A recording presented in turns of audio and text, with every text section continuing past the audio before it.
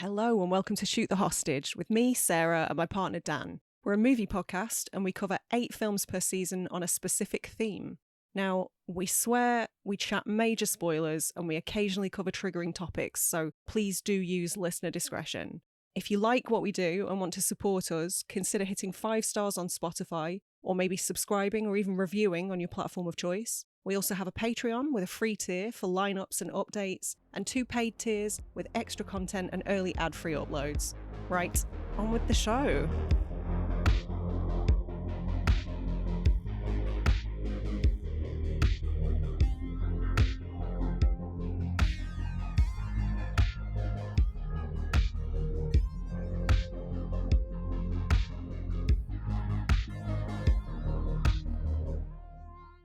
Sarah, we made it.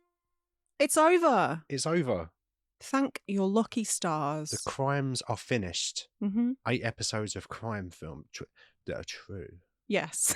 That's the key That's part. the important part. We've already done crime. Well, we did season 2. criminals. We did criminals. Yeah. We could do crime. And we have already done true crime. Yeah. We could have petty crimes. The world is ours. We could have financial crimes. The world is our lobster. And we're going to use it to our best crustacean advantage. But until then, we're going to talk some shit about the Wolf of Wall Street, which is the one that I included to kind of throw you a bone, because I knew when I programmed this season in that you wouldn't love a lot of the films, or well, no, let me rephrase, that you wouldn't enjoy a lot of the films. I knew like Boys Don't Cry and Snowtown was going to be hard going. Yep. Because you're human and have empathy, and they're a rough watch unless you're a psycho. But yeah, I thought we would end it on something of a lighter note. Okay. With a film that I know you love. It's not our first Scorsese. It's not our first Scorsese. It's our second Scorsese. I believe so. I think the only other one is The King of Comedy, right? That's right. Yeah. It's our second Margot Robbie film this season. Thank you for that. Oh, you're welcome. Did you throw me a bone for I, Tonya as well? No, the wigs. Right, okay. You threw me a wig. Huh? You threw me a wig. I threw you a wig. Right, okay. Yeah. Got you. It's our second Leonardo DiCaprio movie. I was going to ask you, what else have we done? Inception. Oh, of course. Yeah. I thought I'd dreamed that. Did you? Yeah. I dreamed that you dreamed about it. Oh, no. We'll never know what's true. I got sucked off into your dream. And then I dreamed about being in your dream while being asleep. Whilst I was dreaming. I had a dream that I had a dog called Andrew. That's a different movie. Right. That's a Korean film. I had a dream that I had a dream that you had a dream that you had a dog called Andrew. Correct. It's our first Rob Reiner movie. Oh, yeah. And we should probably point out that we programmed this in way before the sad news came to light of his passing. This isn't some cynical way of gaining traction, I can assure you. We'd be open about it if it was. Yeah, listen, if we were trying to make money off the dead, then we would be open about it and say, look, we're trying to make money off the dead. But we're not. No. Yeah. It's very sad. It is very sad. I'm not massively aware of his acting career. I guess he kind of popped up in a few things, obviously, like Spinal Tap and this movie. This is probably the one where if I had to point to a performance, I would go, yes, Wolf of Wall Street. He's fucking great in this. He's insane. He's insane. But obviously more of a director, I guess. With did he direct The Princess Bride? Mm-hmm. And Stand By Me, which we also covered. Oh, right, okay. I was waiting for that. It's our second Rob Reiner movie then? Yes, technically. Right. One acting, one directing. Yeah. I'm not going to run through the cast because everybody's in this. There's a bunch of people. Like between Scorsese and Christopher Nolan, like every straight white male actor in Hollywood has work going forward. Every vertical human that has access to legs and limbs has access to and a dick. And Don't forget that. Yes, and a penis. Yeah, listen, I do want to talk about some of the performances later on. Oh, so we will. perhaps Yeah, we'll come back to cast then. Mm-hmm. So you said that you chose it to throw me a bone. Yes. That's interesting because you hadn't seen this film when we met, and you've only recently watched it about a year ago. We watched it together. Was it only about a year ago? It was about a year ago, yeah. Okay. I think. Yeah, I put it off. I don't know why. I've never been like a Scorsese head. I've never been like, oh, new Marty movie's out, must go and see that immediately. Incorrect. No, I know. Look, I'm not going to sit here and deny that he's one of the greats. I think that is sort of...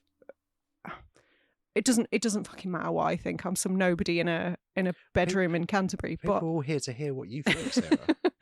I think he's excellent at what he does. And he seems like a decent bloke. I haven't heard anything untoward about him, which is fucking rare these days.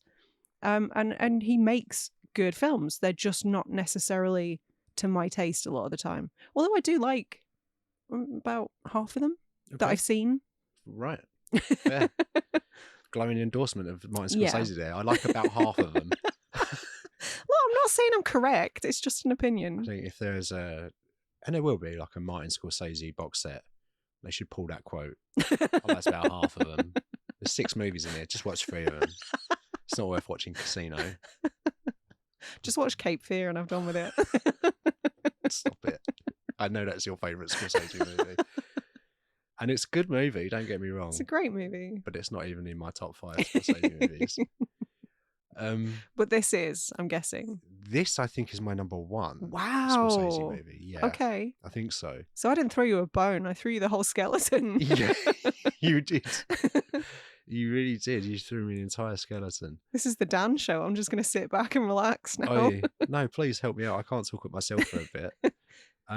So yeah, thank you for throwing me this bone. I appreciate that. You'd avoided it because it didn't seem like your sort of thing by the sounds of it. I'm turned off by stuff that's too testosterone-y. Which is what Scorsese is. Yeah. That's the films that he makes. So I completely get why they're kind of not for you because say what you want, but his films you could argue that they can sometimes be repetitive in nature in terms of theme. And a lot of his protagonists are just awful people. Yeah. And I don't love that generally. Yeah. He just loves to unpack and examine absolute wankers for 2-3 hours. Yeah. But he does it in a very Scorsese, very specific way that he does it. And most people love it because that's correct and it's brilliant.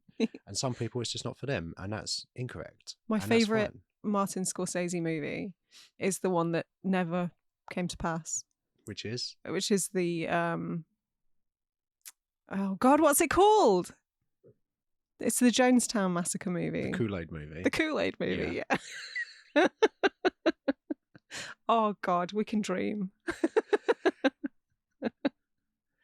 I saw this when it came out, 2013. Feels like 5 years ago, but it's way longer.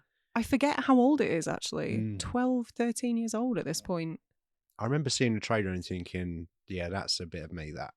Of course. So I picked up the phone. Mum, we're going to see the new Scorsese movie. You took your mum to see this? So me and my mum went to see The Wolf of Wall Street, yeah. What did she think? She loved it. Really? Yeah, she thought it was great. Oh, okay. You can't really tell which way my mum's going to go. Sometimes she'll like something, sometimes she won't, and it's kind of unpredictable. Yeah. Like sometimes she watches 28 Years Later on a plane and isn't into it. Yeah. That ending was a bit weird, wasn't it? Well, in fairness, she's correct. It was a bit weird. It was a bit weird, and you're going to love that or hate it, I guess. Yeah. I loved it, incidentally. But yeah, we saw it at the cinema and we both really enjoyed it. I loved it. And one of the first, when I restarted my Blu-ray collection again about 10 years ago, it was one of the first ones that I procured and have watched it probably 10 times. 10? About 10 since 2013. So it's what's that? One a year, one every 18 months or so. So you know this like the back of your hand. Maybe 8 times, maybe 8 or 9 times. I know it pretty well. Yeah, I've seen it enough times. But do you know much about, have you done much research into the production or about? I thought you were going to say, do I know much about Jordan Belfort? Yeah, we'll get to that. No, I try not to. Okay. As a general rule. No, I don't know a huge amount about the production, actually. Well, it was the first major American film to be released exclusively through digital distribution to cinemas, Oh, which is quite okay. interesting, I think. It was shot on film. There was a question early on about trying to shoot it on digital because obviously by 2013, I think most things are probably being shot digital at that point, aren't they? Yeah, I would imagine so. I know it's funny we brought up 28 Days earlier, but they were one of the first 28 Days Later movie was one of the first films to be shot on digital fully, I think. Right? I don't know. Okay. But then I believe the editor, long-time collaborator, filmer, screenmaker, collaborator with Martin Scorsese, she was lobbying for it to be shot on digital. But apparently they were going to do it, but they decided, no, we're going to shoot it on film. But then they did. If I was an editor, I would lobby that everything was filmed on digital too. Yeah, my hands are going. Like, it's too cold in the office. I can't cut with these scissors anymore. Do you know that they used to actually stick bits of film together, and that was editing? They used to cut it and stick, and that's why it's called cut. Yeah, it's so weird, isn't it? I literally learned that about 5 years ago, and it blew my mind. Seriously? Yeah, I had no idea. Wow. Yeah, I've seen American Movie. I've seen Mark Borchardt painstakingly sticking frames of Coven together. Yeah. See, I hadn't seen that till you introduced me to it about 5 years ago. And maybe that's where I learned it. Yeah, maybe. Yeah. So based on book. Okay. 2007 memoirs by Jordan Belfort. Ugh. The rights were acquired by Warner Brothers and Leonardo DiCaprio around. Stop giving that twat money. 2007. Do you know how much they paid him for the film rights? If it was more than $1, then it was more than $1. I'm going to be angry. It was more than $1. I don't know. $1 million. So you got $1 million so that they could adapt this movie. And it went through a few sort of versions about like who was going to direct it and star in it. At one point, there was a Brad Pitt version as Belfort with Ridley Scott directing, which was around the 2010 mark. Okay. The studio decided to pull the plug and not proceed with it. So it obviously didn't happen. And I guess Ridley Scott went on to make The Counselor.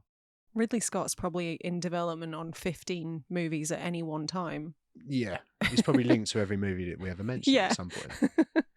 But it actually it ended up being produced by independent film studio Red Granite Pictures.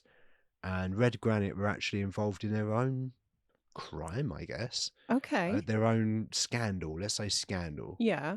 So there was actually an investigation into one of the co-founders of Red Granite, Reza Aziz. And he was investigated in 2015 by the FBI. For potentially using money obtained via fraud to finance Wolf of Wall Street. Not just Wolf of Wall irony. Street. I know. Isn't that incredible? There's levels of crime. Yeah, I couldn't believe it. It's not all bad, though, because I also used that money to fund Dumb and Dumber 2. Oh, no.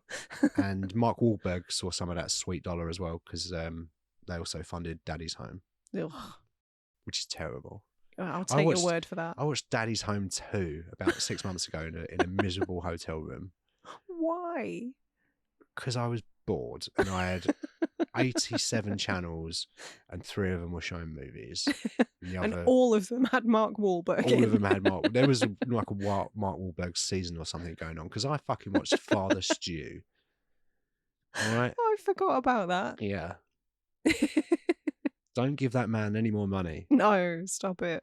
But I did think that was interesting that there was their own sort of a scheme, a scandal within a scandal, I suppose. Because this film you could argue that it's quite controversial. The film? I guess, yeah. Yeah, I think so. I mean, there were actual crimes happening. Yeah. Well, I'm glad that there were because this is a true crime season. It'd be weird if it wasn't. Well, yeah, at this point. Yeah, they were all innocent. Oh, well, I guess we won't fucking watch that movie for this podcast then. The budget was 100 million before we move on to the main meat of the situation. And it grossed 407 million. And it's Martin Scorsese's most successful movie to date. Is it really? Huh. In fact, his top 5, I believe, grossing movies all have Leonardo DiCaprio in.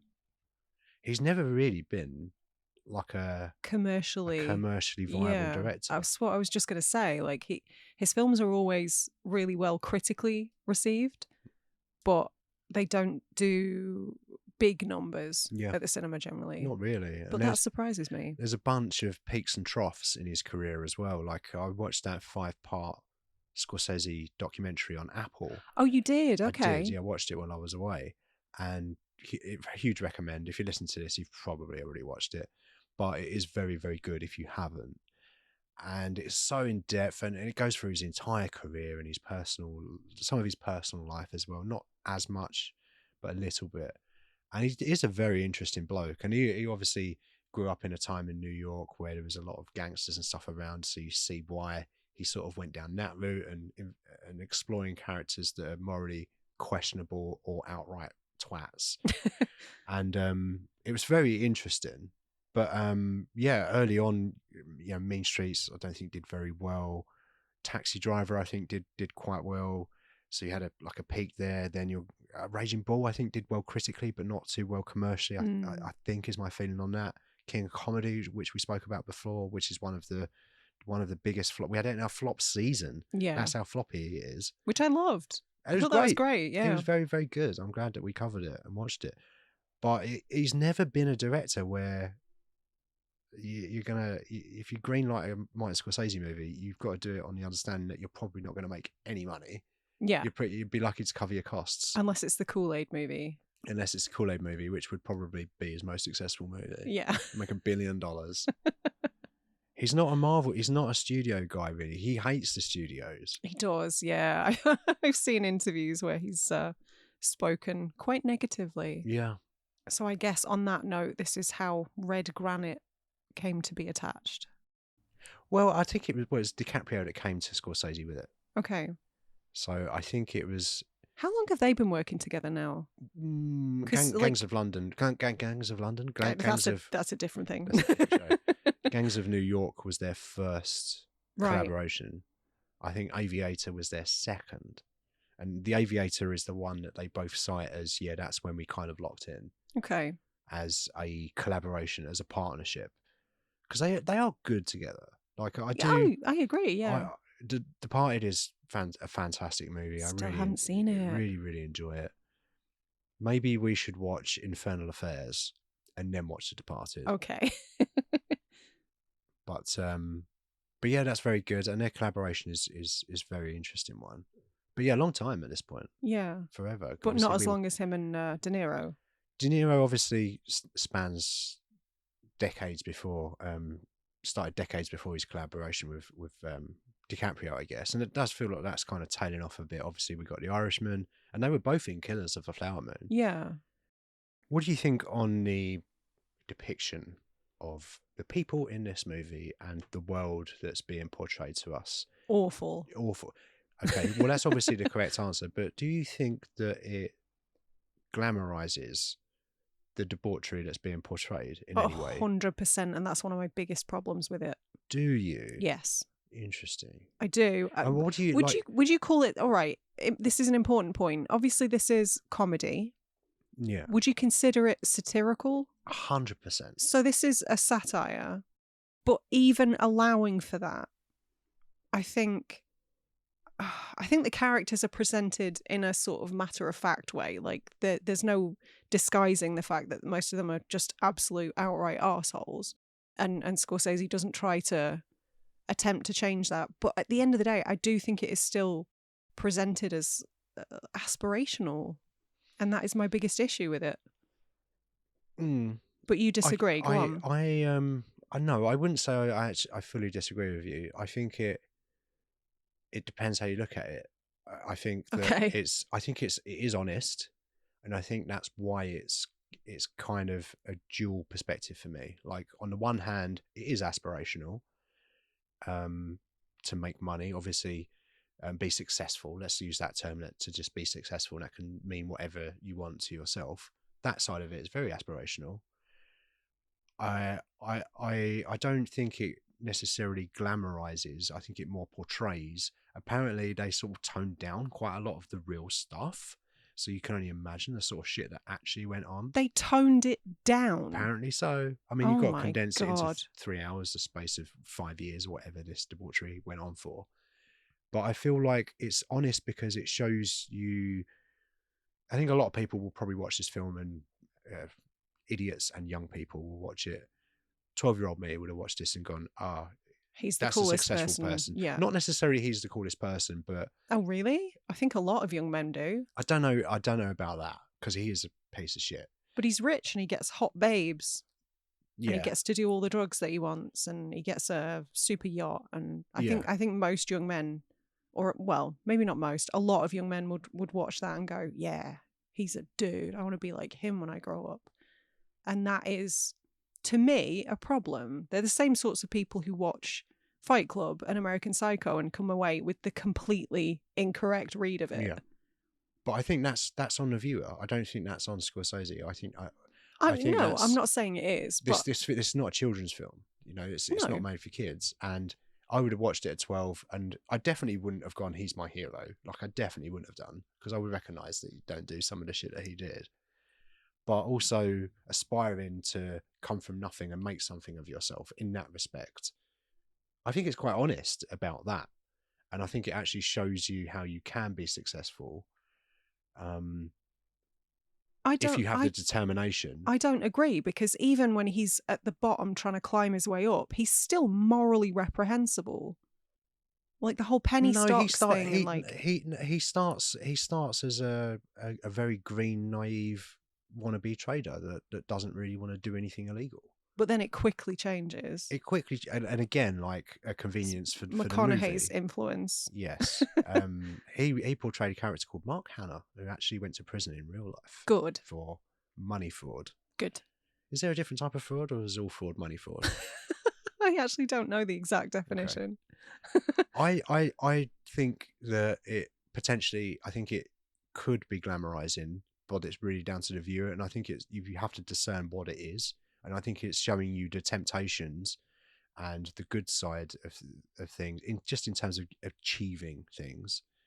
I'm not talking about all the debauchery stuff.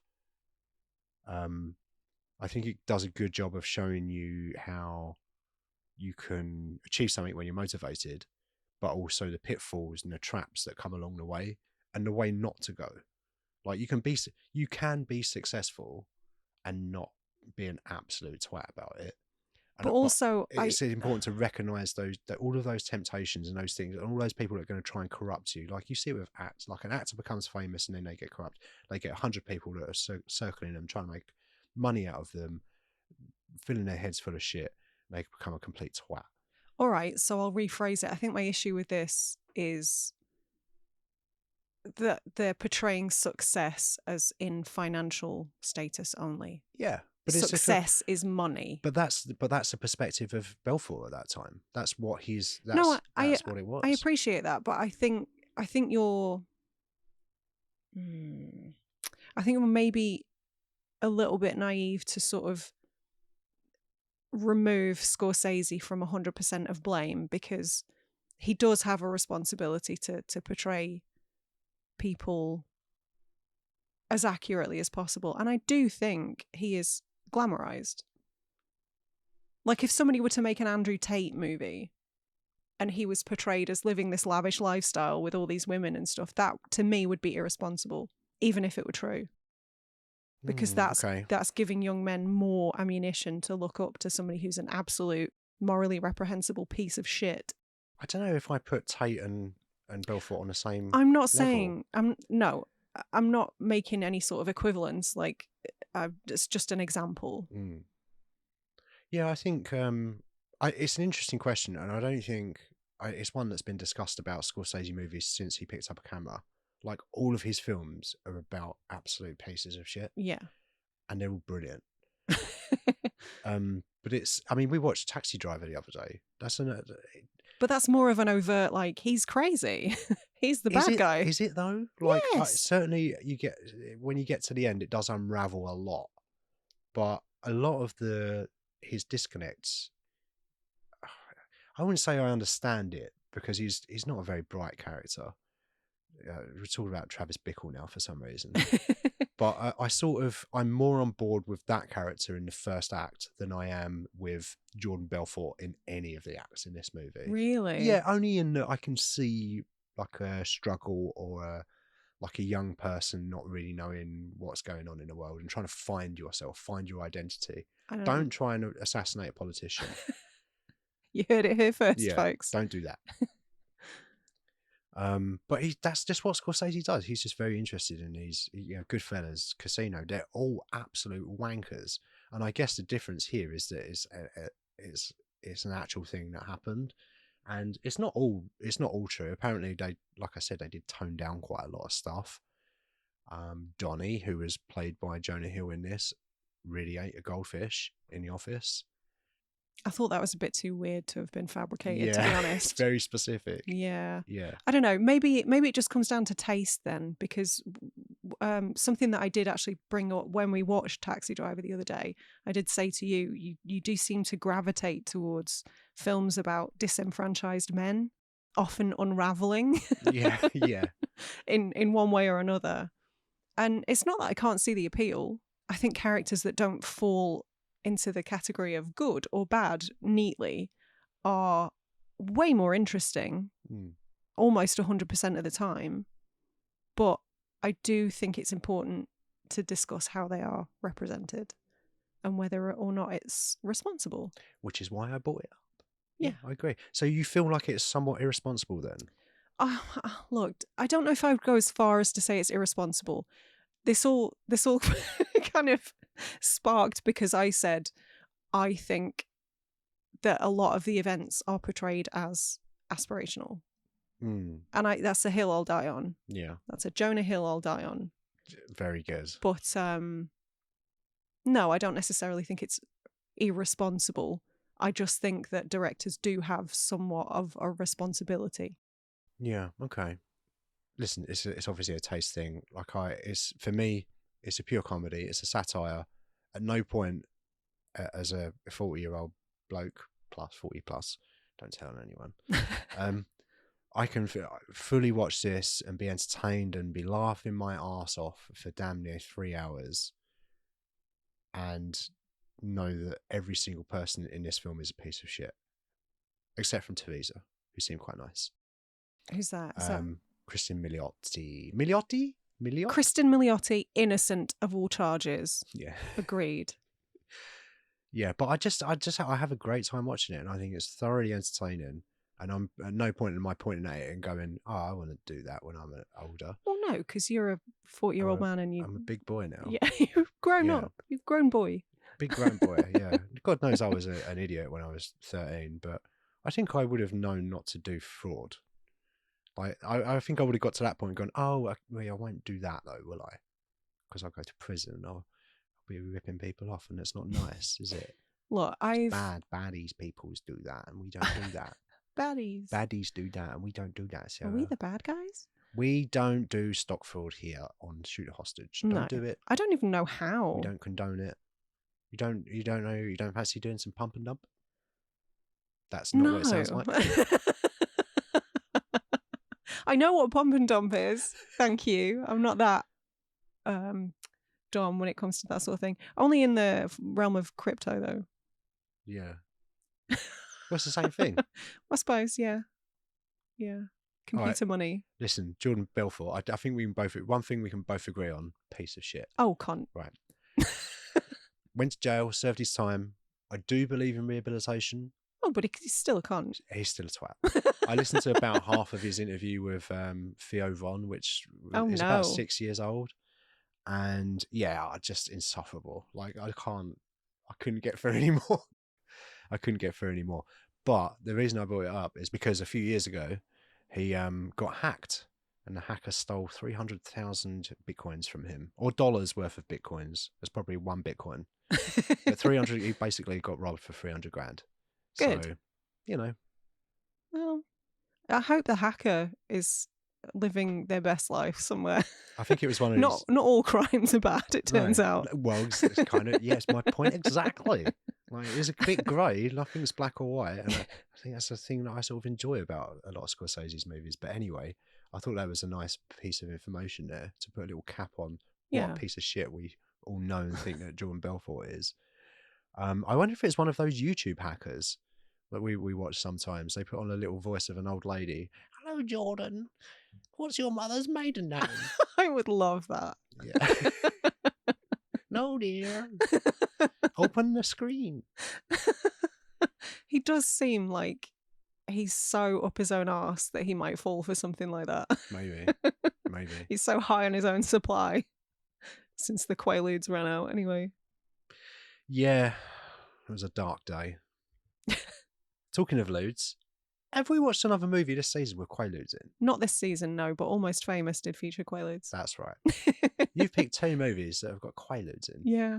Something that I'd never heard of until I saw The Wolf of Wall Street. That's nuts. Yeah. I really love all of the lewd stuff. It's so funny to me. Just completely off of their head on all of these substances, and they don't even know their own names. Yeah, I enjoyed all of that stuff as well because they're fools. It's making them look like fools, which is what they are. Exactly. Yeah. It's like just watching 12 idiots on the screen just being stupid at each other for 3 hours. It's a bit like watching Bottom, actually.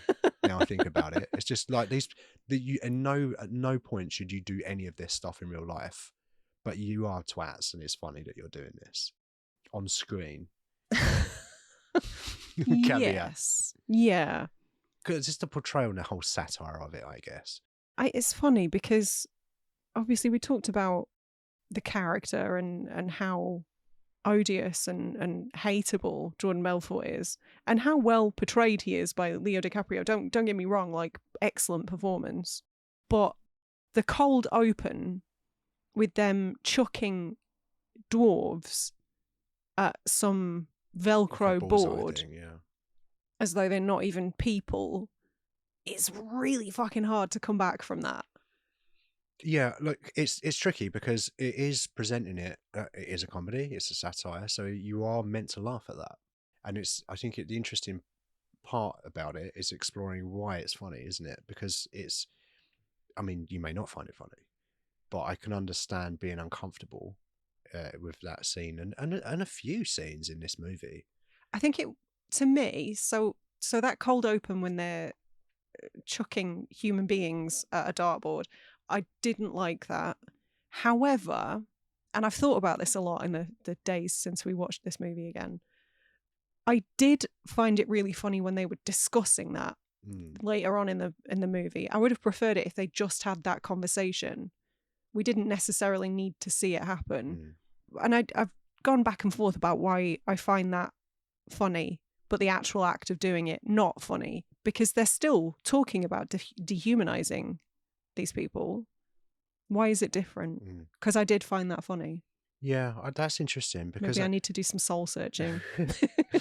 It is interesting. Yeah, you might be onto something with that actually, because there is that scene when they're sitting around and having a meeting about how they're going to employ these little people and what they're going to do with them, and it's really like bad shit that they're talking about. Yeah, but they're coming across like absolute jerks, but it is funny. But then also it's kind of like I suppose you don't really need that scene then at the start. It is kind of a cold open. I think it works because it sets you up for what shocking. This film is, and it's shocking. Yeah, and it reels you in.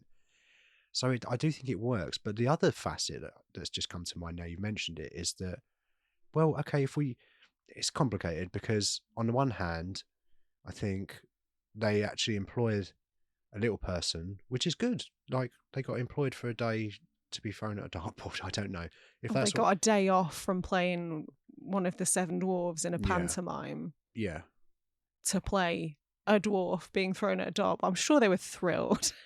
They might listen. It's work. They might have been that. We don't know. Listen, the Willow reboot was cancelled. Who knows? But so that on the one hand, little people have been employed. On the other hand, probably not getting paid very much to be thrown at a dartboard. So. Is it really necessary? I don't know. I don't know if it is really necessary. Maybe they did go a bit too far. Yeah, like I say, I have spent a lot of time thinking about this because obviously it sort of pervades the film, this air of them dehumanizing the people around them. Yeah. Like all the women that they hire to be topless or to have sex with them, and the woman who works at the office that they pay to shave her head. Yeah. Or on the aircraft, the staff. Yeah. Yeah. And they're awful. They mistreat them. They're horrible. Like, I don't know. I hated all of that stuff. But at the same time, if somebody offered me 10 grand and said, we're going to put you in a Scorsese movie, but you have to shave your head, I'd be like, done. Yeah. So I get it. Of course, yeah.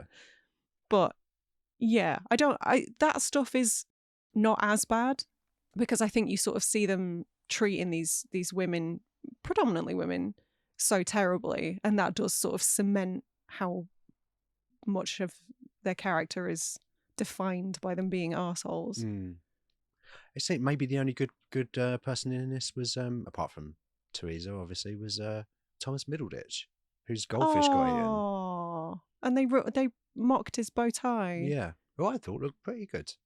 Yeah. Aww. So we disagree then. I think this movie is perfectly responsible and not responsible for any wrongdoing that people might do. I think you watch it, and if you do something bad, that's your fault. You're an idiot. Okay, but don't put words in my mouth. I didn't, like I said, I want to clarify. I didn't say it was irresponsible. Sarah thinks that people don't have any agency, and when they watch a movie, they just copy it. I'm the exact opposite of that, actually. I would never, ever support censorship. Yeah, I know that about you, yeah. But it's just not your thing. It's just not my thing, yeah. It's a taste thing. Yeah. I think, like I said, opening the film that way, it's impossible for me to sort of come back on board by that point. And then realising that there are 3 more hours ahead of me. Let's talk about pacing then. Does it drag for you, this movie? No, it doesn't actually. I think it's, honestly, expertly paced. Interesting. I do. I kind of feel that way about his movies in general. Like, even The Irishman and Killers of the Flower Moon, very long movies. Mm-hmm. But I remember But they don't feel like it. They don't feel like it. I remember we put on Killers of the Flower Moon, and we were sort of putting it off because it was so long. Yeah, we even said at the time, like, maybe we'll just watch half tonight and half tomorrow, or we can take a break. And we didn't. We just sat, we were like absorbed. No, I think we paused it at 2 hours to make a cup of tea or something and go to the loo. But apart from that, it absolutely flew by it. Yeah. And I think a lot of that is to do with his pacing. I think he's the master at pacing movies. I think he's great. Well, it makes sense if he's got a regular editor that he works with time and time again. They probably work closely together. Yeah, those two probably know each other better than anyone on the planet has ever known anybody. And it's more than Kevin Hart knows Dwayne "The Rock" Johnson. But Thelma Schoonmaker must be a huge part of that pacing. Is that how you pronounce the name? Thelma Schoonmaker. What am I saying? Schoonmaker. Schoonmaker. Yeah. Schoonmaker. I've never heard that name before. She makes scoons. Okay. Which is what Americans call scones. You're just waffling now. Yeah, waffling. Oh, it's a different food. Anyway. But obviously they've got this magic formula anyway. Whatever. I think this film is close, out of all of Scorsese's back catalogue, this is closest probably to Goodfellas in terms of what it's about and the kind of the moral journey that the characters go on. The funny thing about Goodfellas is that they're not. They're bad fellas. Yeah. Yeah. It's genius, really. It's genius, yeah. They could call this one Bad Fellas. They could, yeah. They could have called it Bad Fellas, couldn't they? But then people would think, is this like a British version of Bad Boys or something? Oh, God, that sounds horrendous. About two beat cops in Milton Keynes. Danny Dyer would definitely be one of them. Danny Dyer would be one of the criminals. Not a mastermind criminal. No, I think these days he'd be a cop. No. I do. I'd never buy that. Not in a million years. I've seen The Business. There's no way that guy can play a policeman. Okay, next question. What do you think about the swearing? Is that irresponsible as well, Sarah? No, I don't have an issue with the swearing because it's just words. It's just words. Words will never hurt me. And it's an 18 certificate? It's got to be. I didn't look. It has to be, yeah. Yeah, no, that's fine. I don't have an issue with that. I think it's great. I think this is Armando Iannucci level of swearing in this. I think it's great. I mean, Belfort is no Malcolm Tucker. Like, he's not nearly creative enough. No. Again, another character that is fucking disgusting, but is very funny. Yeah. Yeah, how many swear words do you reckon there are in this? I In counted them. 3 hours, I Yeah. couldn't begin to even tell you. 579 apparently. Somebody sat there and counted them. Me, I did it. It set the Guinness World Record for swearing in a movie. Wow. Previous record holders were anyone, Wasn't anyone, anyone? Bueller, anyone. Ferris Bueller. No, Goodfellas. Well, I was going to say, wasn't Scarface one of them as well? Like, I didn't see it on a list, but yeah, it has to be up there. Yeah. yeah. No, So Scorsese and De Palma. Yeah, Scorsese, De Palma, and Casino as well was up there. So 579 swear words in total. That's insane. 569 of which were fuck. 3 of which were cunt. Only 3? Oh, maybe they're only allowed a few. I thought there were way more cunts in this than 3. Didn't you? Well, the cast was quite large. One of the Pussy Patrol was in it. Pussy Patrol? Pussy Posse. Pussy Posse. I always get it mixed up with that T-shirt in betweeners. Two swear words, and I don't think this is a swear word really, but it counts on the internet apparently. Twat. What do you mean on the internet? I thought you counted them. I counted them. Not on the internet when I counted them. So I'm counting twat as a swear word. I always have. Yeah. So I've always said it's a swear word. Well, technically twat is nun's underwear. Is it really? Yeah. In real life? In real life. Oh, I didn't know that. Yeah. So if we meet a nun. Don't. Okay. Show us your twat. Don't do that. Okay. There was one fuckface in this. There were many fuck faces in this, but okay. There were many, many, many fuck faces. Yeah. And there were 4 pricks in it. So it was mostly fuck was doing the heavy lifting there. It was mostly fucks, some cunts, some twats, some fuckface, one fuckface, and some 4 pricks. Fuckface was Jonah Hill, I think. Was the Jonah Hill character. Donnie, I think. What did you think of Jonah Hill in this? Didn't he get the Oscar? I don't know. I didn't research that. I'm pretty confident he got an Oscar for this nomination. Maybe I don't know. I don't think he won. Has he won an Oscar? I thought he had. Listen, do your own research. That is what we're here for. This is exactly what we're here for. I'm going to look it up very quickly. I thought his performance was excellent. Oh no, he was nominated. You were right. Yeah.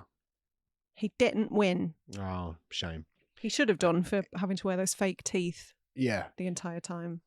But I thought he was great in this. The character obviously was again a piece of shit. Apparently, the real guy whose name was Danny.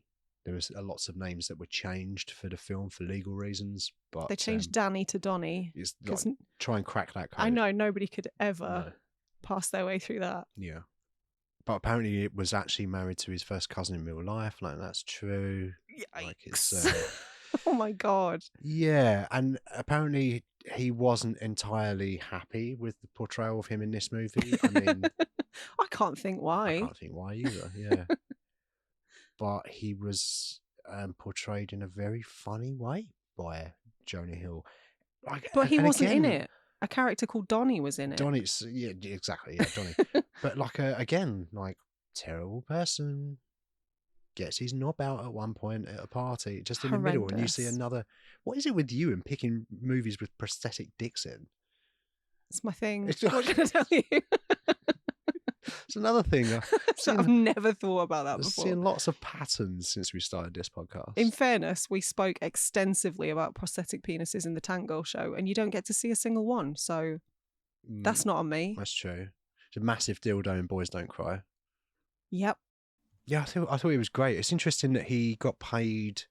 It's weird. It feels weird to say only in this scenario, but for an actor, it's nothing. $60,000 he got paid. Wow. Which apparently is the lowest amount on the SAG rates for the amount of work that he did. Like it's the absolute bottom tier. But it's a Scorsese movie, so I guess most people would take that just for the clout, right? Yeah, I would think so. And DiCaprio got £10 million on $10 million. So he got a big payday. Could have given some of that to Mr. Hill, maybe. That does seem drastically unfair. It's because Jonah Hill wasn't in a Pussy Posse. It was either going to be him or Lucas Haas in that role. I do hate that these payments reflect star power rather than ability. Yeah, or work put in. Mm. Like, I'm sure Jonah Hill put in almost as many days as DiCaprio. Yeah, I mean, it'll be up there. A lot of their scenes were together, so yeah. But interestingly, you've just said that I always choose films with prosthetic penises in. I did think it was interesting that that character was married to his first cousin. So technically, this is a film that you love that has incest in it. Yes, and not technically, but actually, it's a film that you chose for the podcast. For you! Don't give me that. Just saying. Just saying. What do you reckon on Margot Robbie in this film? Like, again, she's very few likable characters in this, and she's not one of them. I think you said while we were watching the movie, she's also a walking red flag. Everybody's, bar Kristen Milioti, everybody's a walking red flag in this movie. Thomas Middleditch. And Thomas, yes. But he was a trader, so he's probably a piece of shit. Well, only briefly. He got sacked almost immediately. So Margot Robbie, because apparently Olivia Wilde auditioned for the role at some point. I don't know what version. This could have been the Ridley Scott version or whatever, but apparently she had auditioned for it, but she was deemed too old for the role in 2013 when she was probably 24 years old. Oh my God. I don't know how old she was. We covered Tron Legacy, and that was 2010, and she was very young in that. She was, what, 25 or something? How old was Margot Robbie in this? I don't know. We were 12 years She's ago. like, what, so late 30s now? she's probably about 25, 26 or something, yeah. I don't love her in this movie. Oh, you don't? No. I think she's given some really strong performances in her career. I don't necessarily think this is one of them. I think she's fine. I think she's a much stronger actor than this film portrays her to be. Oh, because I think she's fucking great. Do in you? This. Yeah, I really do. Like, I think I don't like her, and No,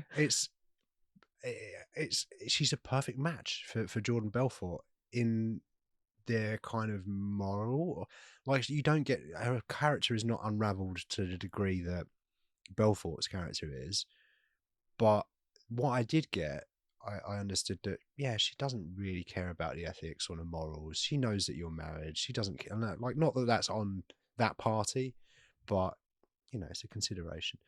And I thought that she really was a good match for Belfort, particularly for DiCaprio, particularly in those scenes towards the end of the movie when they're having the argument and stuff. Like, it felt like a blow for blow situation rather than one person being overpowering. I felt like they really went at it, and I really enjoyed what they did on screen. apart from that bit where he, punched her in the stomach. Yeah, I mean, that's obviously he denies that actually happened in real life. Of course he would. Yeah, he's quite adamant that was a fabrication for the movie. Apparently, the real name in the movie is Naomi, but that's not her name in real life. I forget.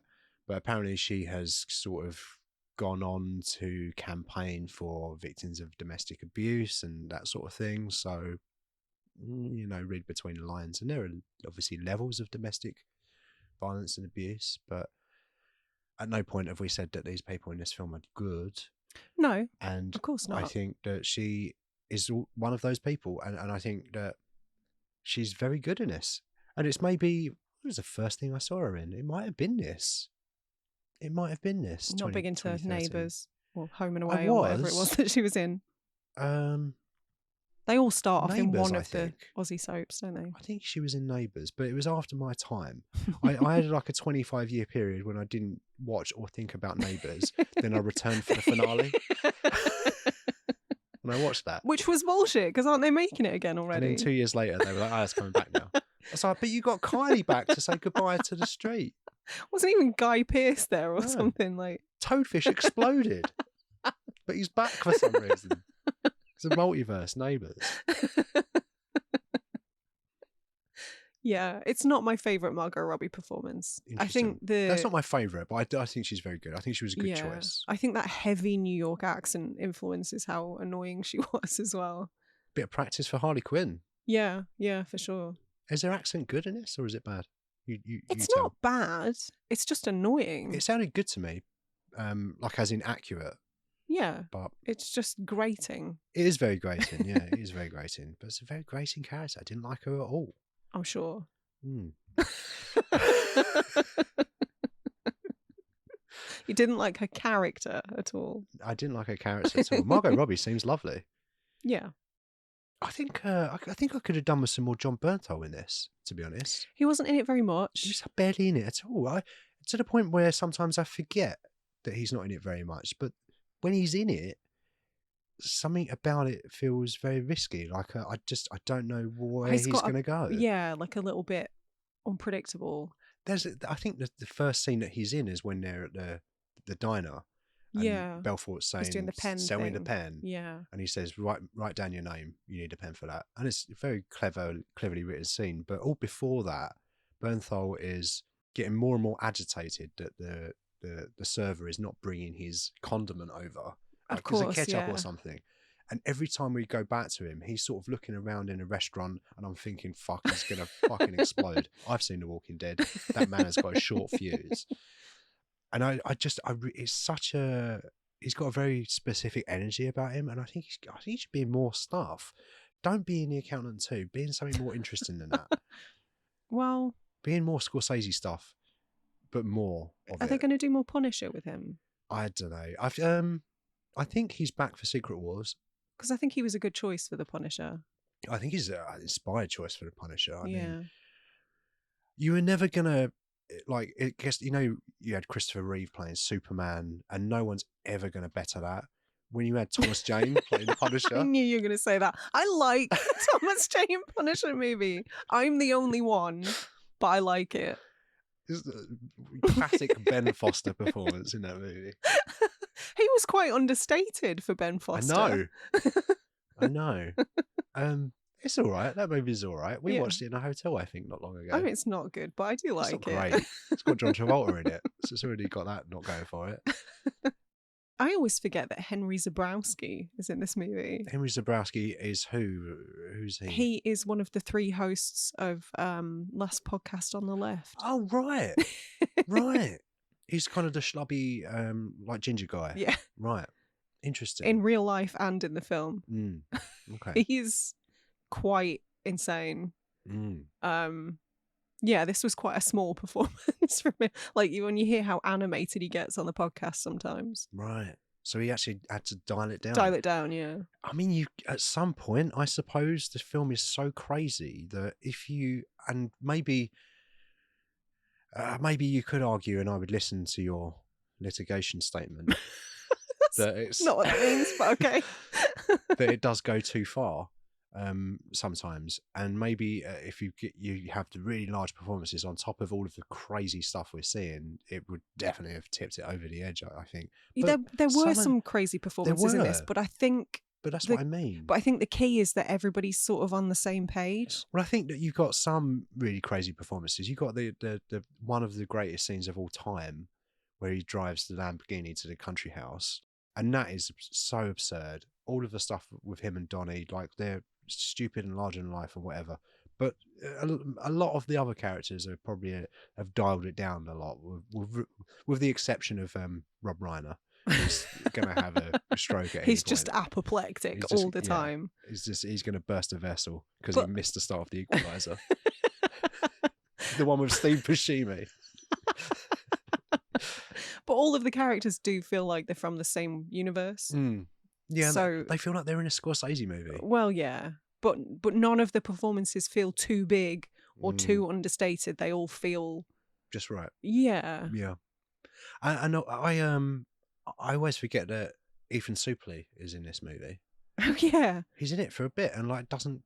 And Spike Jones, who's not even credited. He's not credited. Is he the one in the first office when like the penny stocks about place? The penny stocks, yeah. right? Yeah, because you were like, who's that guy? And I was like, I didn't know that face. Yeah. And I couldn't find him in the cast list anywhere, so I was just like, I think it's Spike Jones. So I googled Spike Jones, Wolf of Wall Street, and he's not credited. Right. Director of the Jackass movies. Right. Spike Jones. Yeah. I'm thinking of Spike Lee, I think. Spike Jonze is quite famous Yeah. in his own right. He's a director, though, isn't Yeah, he? yeah. He started off doing music videos. I'm pretty sure he... Didn't he direct Being John Malkovich? Maybe. That sounds right to me, because it was a Kaufman script, right? Yeah. I think you might be right. I'm also pretty sure that he came up with... and if you say music videos, that would make sense to me, because of the MTV connection, that he started out there as well. Probably. And did Jackass 3D. We should watch a Jackass movie. I haven't seen one of those for years. Let's put one on a lineup. Shall we? It'd just be an hour of us going, oh, it's funny when they hit themselves in the balls, wasn't it? It's funny when they ate that chocolate full of spikes. Laughed my head off when Steve-O gave himself 100 paper cuts. Yeah. Loved it when they sniffed lines of chili powder. They did a lot of sniffing of powders in this movie, Sarah. They sure did. It was vitamin D powder. Was it? Mm, Oh, wow. not the real stuff. And then you said good stuff, which would be inaccurate. The real stuff. Apparently, Jonah Hill did go to hospital with respiratory issues, having sniffed so much vitamin D powder. Oh my I God. think that's what they put on the form. I don't know what it was in actual life, but I don't know. Do your own research. There's probably no story there. Some people are going to go, oh, let's try and find out this story. Yeah. No, there's no story. I'm just making shit up. I liked that there was a reference to one of my favourite films in there. Of course, I remember the reference to the Dark Crystal, yeah. No, Freaks. Freaks. Was it? Oh, of course. Gooble gobble, gooble gobble. Yeah. One of us. See, I wouldn't have understood that reference in 2013 when I first saw it, but I do now. You're welcome. So that got you on board. You're like, oh, you're a star down at that point. Yeah. Oh, that's a star, go back up. You've won me back over. What do you think the relevance of that inclusion was? Was there any relevance, or was it just a cool thing to say? I don't necessarily think there was much relevance. I don't know. I'm amazed that everybody at the table would have gotten it. Yeah. Who knows? Yeah, Donnie has never seen a film that doesn't have Chuck Norris in it. For sure. Yeah. I am always surprised whenever I put this film on and then all of a sudden Joanna Lumley's in it. Oh, yeah. I always forget that she's in it. Of course. Honestly, every time she appears, I'm like, oh, yeah. Absolutely fabulous. Amongst many other things. Yes, which I can name all of them, but I'm just not going to. Wasn't she in, like, The Avengers? The original, I don't know, she played the Thanos. TV show. Yeah. No, the 60s TV show. I know what you're talking about. Yeah, where James Bond controls the snow or something. She, Joanna Lumley played Aunt Emma in this movie, a role that was originally offered to Julie Andrews. Oh, okay. She turned it down because she was recovering from a fucky ankle, which I think is the medical term. Yeah. Ankle injury. Right. But maybe Joanna Lumley is a better casting for Auntie of Margot Robbie. Yeah, I quite like that casting. Yeah. I don't love Joanna Lumley. What's Lumley done? She's got some questionable views in real life, but I think she was good casting, and I think she was pretty good in the role. I think she's memorable. She's not in it a lot, but no, I say she's got memorable. Like, what, 2-3 scenes max? I forget every time that she's in it, so it can't have been that memorable. But yeah, she has got a few scenes in it, and while I'm watching it, I'm enjoying it, and I quite enjoy her kind of her non-judgmental character. Like she just, yeah, I guess that's what it is. She's not really judging. She mentions that she's been around in the 60s. I love the line about you've been eating the donuts again or something. Like that really made me laugh. Oh, the powder on his nose. The powder on his nose, yeah. I see you've been enjoying donuts. I lived through the 60s, something like that. Yeah. And I liked that. I thought that was a fun inclusion, a fun character. I wonder if she was real. No idea. She had money strapped to her persons and in her cabin luggage, flying it to Switzerland. Maybe. So I have a question for you. Why do men like lions so much? Do they? Yeah. Like one of the first things we see is like an ad for their company. Was it like Stratton something or other? Stratton Oakmont. That's the one. And there's a lion wandering around an office and their logo has a lion on it. And I don't get it. Why do men like lions? Because lions are alpha animals that have wolf packs. And if you're a big lion, Wolf packs. if you're a big lion, then you're the best, and you're the daddy of the situation, and you can be a big kill someone and take their money from them because lions are strong and will eat you because they're manly. They're just cats. Yeah, they are just cats, but they can rip out your throat at any point. And that's a good thing, I think. I'm curious about this whole fascination because I would say lions are one of like the number one tattoo choices for men that you should run far away from. That. You told me that once. I was like, no way. Is that true? That and clocks. Why a clock? And if there's a... Get a watch. It's going to be wrong most of the time. It's not going to work. Stupid. Yeah, I just find that quite interesting. Yeah, there's lots of animals in this movie, though. There's a snake, there's a goldfish, there's a monkey that on skates.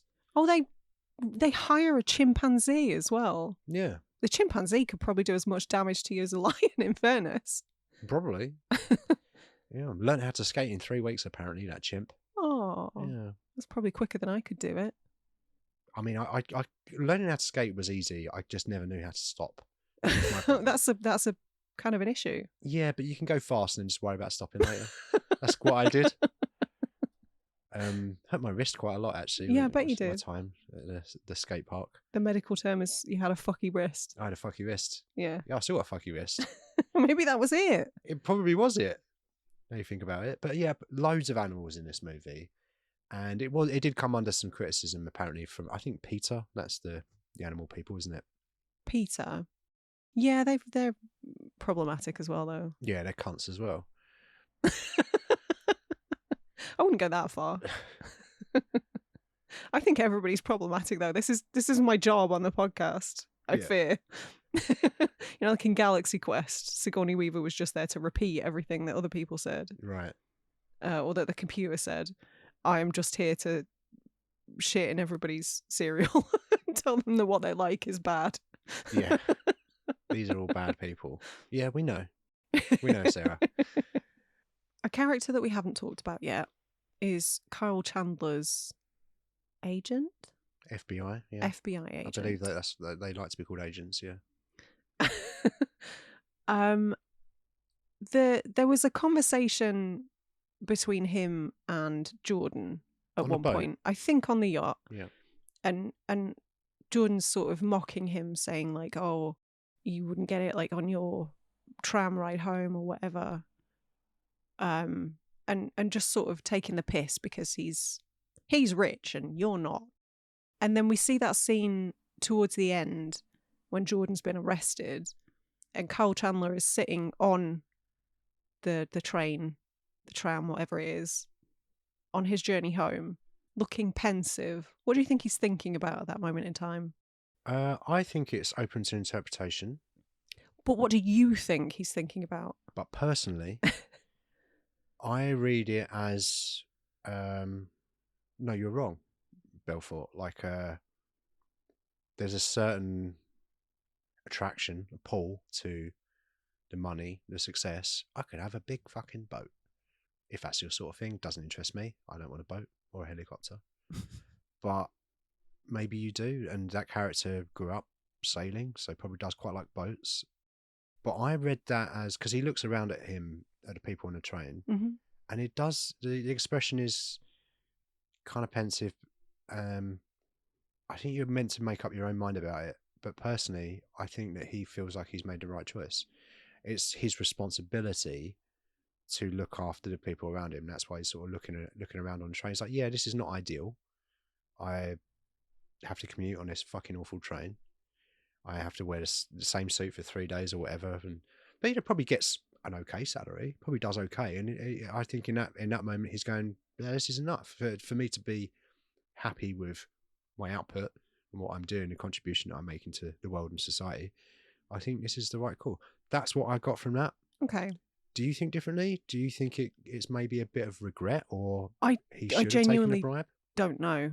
I genuinely like that was an honest question. Because I feel like my honest opinion is that he probably feels like he has done the right thing, but then also a little bit of like, I could have done with that money though. So well, that's why I wondered, because I was getting a bit of an ambiguous read. Yeah, but I think that's the whole thing. I think this whole thing is kind of, I wouldn't say it's massively ambiguous, but I would say some of the motivations are ambiguous. Like, it's not wrong to want to be successful, but it's how you do it. Yeah. And I think it's very important for humans. I think we have to strive to be as the best that we can be. And sometimes that's hard to know what that is. And if you're a young 23-year-old who's made some fucking stupid choices, then you deserve to go to jail. For sure. You haven't murdered anyone. So, like, yeah, I hate this Jordan Belfort guy, but I hate Harvey Weinstein more. You know, it's kind of that. It's those levels, and I don't like him personally the way that he's come across. But I think the word you used was perfect. Ambiguous. I think it's kind of an ambiguous ending. I don't think at any point we're meant to go, oh, this is great, and these people shouldn't have been locked up and they should have made more money. I don't think anyone's going to think that. I think it's quite purposeful in what it's doing, albeit maybe sometimes could be bordering on glamorizing, as your argument that you litigated earlier. I think that's a fair comment. I do, but I get something different from it, and I think that ending's quite important for that reason. I don't think you can end on, oh, I got out and now I'm making loads of money doing sales conventions or whatever. I quite liked the ending of this. I thought it was interesting. It sort of, it opens really massively with what we spoke about earlier, and then ends quite quietly. And I think that's quite a nice way to tie this up, because like normality has been restored. I agree with what you're saying. I think I wish it had been slightly less ambiguous and more clear cut. I feel like it was ambiguous, and that's realistic. Yeah, it's like Belfort went to jail, but it wasn't a bad jail. It was one of these rich people jails. He shared a bunk with Tommy Chong, for example, of Cheech and Chong. That'd be all right. Yeah, that would exactly. It sounds great to me. But you know, so he went to jail. He served his time, but it wasn't hard time. You know, it's not perfect. He was in the film. Was he? I thought he was the guy. Chimp. Huh? He was the chimp. I thought he was the guy right at the very end who introduced Jordan Belfort. Oh, I thought that was him. Was it? Yeah. Okay.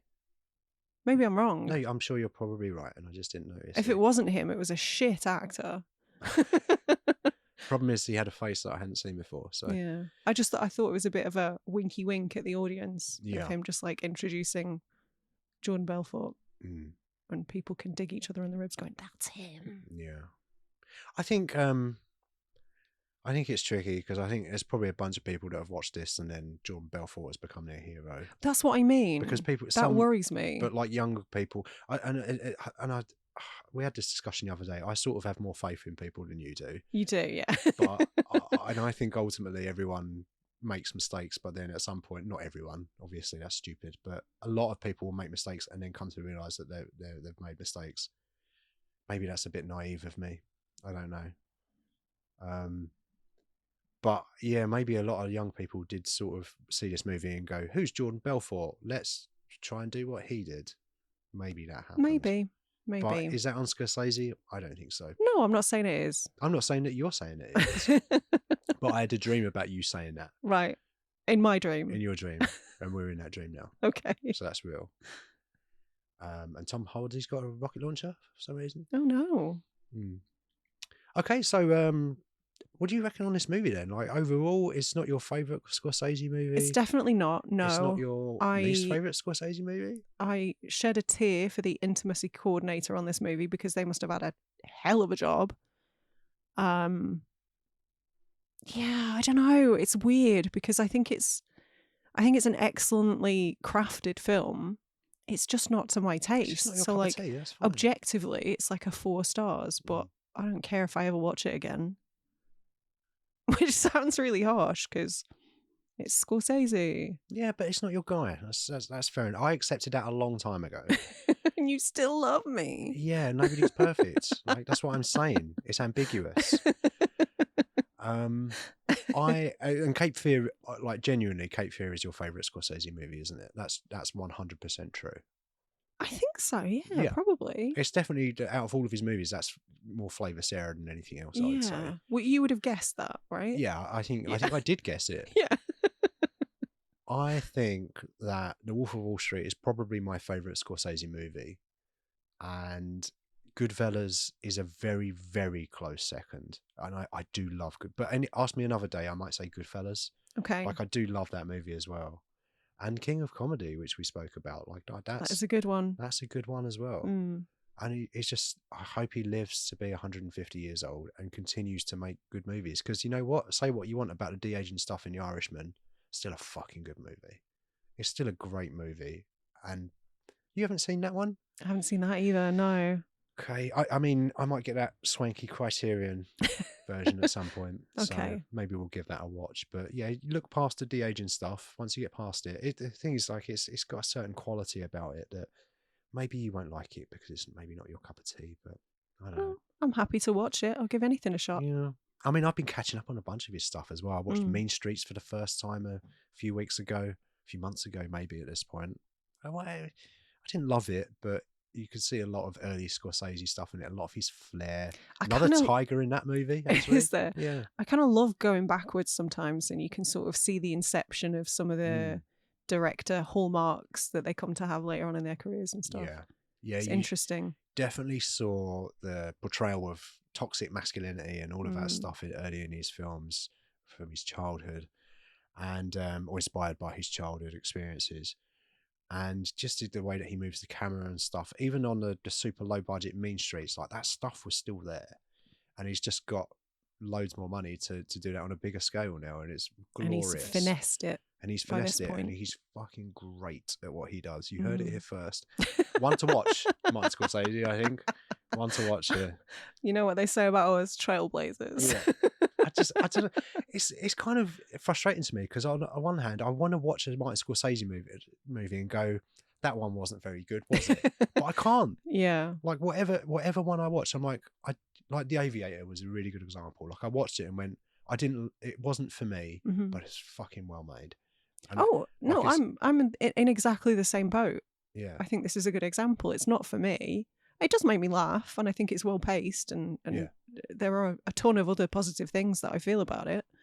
But the content just isn't for me. But fuck me if it isn't well made. Yeah, and for me, it's just very funny. This film, above all else, like I view, if something's meant to be a comedy, then I judge it by how much it makes me laugh, and this just makes me laugh pretty much constantly. Well, there you go then. A lot of it's inner laugh at this point because I know it like the back of my hand, but. Yeah, every time Donnie comes on screen, when he's in that diner with him and he says, how much money do you make? Show me a pay slip and I'll quit my job. From that point on, and then they're doing crack around the back of the diner, I'm in at that point. And I think that those two really work very, very well together in this movie. I agree, yeah. And it was an odd pairing, but it worked. I remember it at the time going, Jonah Hill, the guy from Superbad. But it really works. And he's a very good actor, Jonah Hill. And he's done some interesting work. I really liked him in Don't Look Now. Don't Look Up. Don't Look Up Now. Don't Look Up. Don't Look. Was he the bratty son? Yeah, he was the son of the president. Yeah. Yeah. He was very funny in that, a movie that I quite liked. And I think a lot of it was improvised. And I think the same was here. It was the same here. I think he improvised quite a lot. And maybe you take Jonah Hill out of this movie and it's maybe a 4 stars for me. But I think it's a masterpiece. I think I love this film. And so not only Martin Scorsese, you heard it here as well. Jonah Hill, one to watch. Yeah, one to watch. We're not exactly ahead of the curve here, are we? I think he should make a documentary all about his life and his struggles. How he struggled as an actor and as a person. Okay. Yeah. But that's it. That's it for True Crime, Sarah. That's it for your season. Are you sad? Are you going to cry now? No. Are you happy? I'm fine. You're fine. All right. I'm usually fine when a season comes to an end. The only one I was super bummed out about was Flops, because that was so much fun. That was fun. And it was a longer one as well. But Yeah. we did 8 true crime movies for this one. It feels like it's gone on for a while. So I'm quite glad to be moving on to a different theme now. Well, it wasn't helped by the fact that you've recorded in 2 different countries at this point as well. And yeah, done a lot of back and forth. A lot of air miles, and since we finished season 12 and finished season 13 for sure. Almost an entire season with me in Morocco recording remotely. So I think that's probably got something to do with me thinking that it's gone on forever. But it really does feel like it. A lot of the seasons just fly by, like you say, Flops flew by. But this one dragged. It didn't. I wouldn't say it dragged. Like I was dreading it to a degree just because of the nature of the films that were in your lineup. We'll talk about more of this in the wrap show, I'm sure, but I was somewhat surprised at what I got from some of these movies, and I think it helped me. Some of the films that we covered, it sort of helped me think about things slightly differently, and just as talking about movies in general on a podcast, some of them were more challenging to me. So I had to kind of unlock new ways of looking at things. And I think that was quite good for me as a growth thing. Oh, I own Inception already. We can get rid of that. Stop. So more of that chat in the wrap show. Yeah. Which, if you want to hear that, you'll get a preview in the main feed. But otherwise, the full show will be on Patreon. And next then we're moving on to season 14. Season 14. It begins on the 9th of February, didn't you know? I do now. You do now. Yes. Moving on from your decision, your decisions that we all had to live with for season 13, True Crime. I'm only sorry for House of Gucci. The rest I will not apologise for. Sorry about House of Gucci. I'm sorry to Kevin. Yeah, that's right. And no one else. I'm sorry to Kevin. Actually inspired by some of the themes that were explored in the movies in this season, I have decided to go for identity as a theme next season. Interesting. Yeah. And what are we starting with? Well, we're going to do 8 movies again. We're starting on the 9th of February with Batman Begins. Okay. Interesting. And I've chosen that one because it's got the word begins in it as the first movie in the season. Clever. And it's our first superhero movie. That's wild. Yes. Over 100 episodes and we haven't done a fucking single one. I chose identity as a theme, then I Googled which superhero movies are about identity, and then all of them popped up. I was like, yeah, but we're not doing Madame Web. Oh, fuck no. We've already done that. That'll be in Flops Part 2. In Flops Part 2. We did do Madame Web, but it wasn't main feed, so it doesn't count. So identity is the next theme. The full lineup will be announced on Patreon on the free tier. If you become a member, you don't have to pay us any money, but you become a free member, you can see the lineups. But we'd like it if you did pay us some money. We would love it. We would love it. We've just opened up our Patreon again because, as mentioned, I was away. Getting to the cinema was difficult, so we paused the Patreon. But we're back. But now you're back, and we've got bills to pay. We've got bills to pay. We've got to pay for this podcasting thing that we're doing. This malarkey. Yeah, it costs us money. It does. Yeah. But until then. Until the 9th of February. Yeah. Yeah. Bye. Bye.